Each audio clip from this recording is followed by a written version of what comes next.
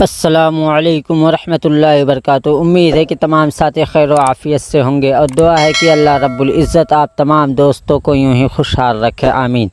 میرے دوستو، لوگوں کا ایک سوال ہے کہ گاؤں دیہات میں جب کوئی مر جاتا ہے، جب کسی کا انتقال ہو جاتا ہے، تو اس مردے کو، اس میت کو ایصال ثواب پہنچانے کے لیے چنے گنوائے جاتے ہیں، چنے پڑھوائے جاتے ہیں۔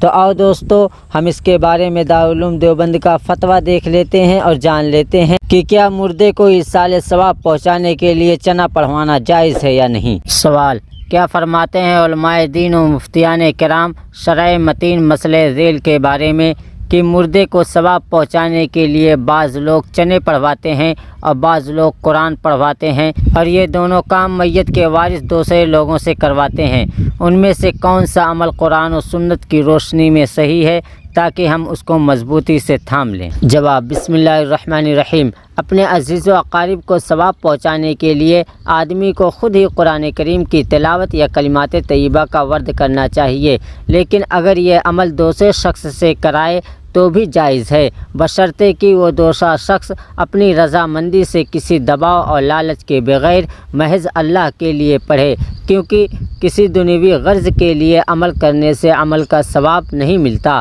اور جب کرنے والے کو ثواب نہیں ملے گا تو وہ دوسرے کو کیا پہنچائے گا۔ نوٹ: ایصال ثواب کے لیے قرآن کریم کی تلاوت بھی کی جا سکتی ہے اور کلمات طیبہ کا ورد بھی کیا جا سکتا ہے، البتہ قرآن کریم کی تلاوت کرنا افضل ہے۔ واللہ عالم۔ دارالفتہ دارالعلوم دیوبند۔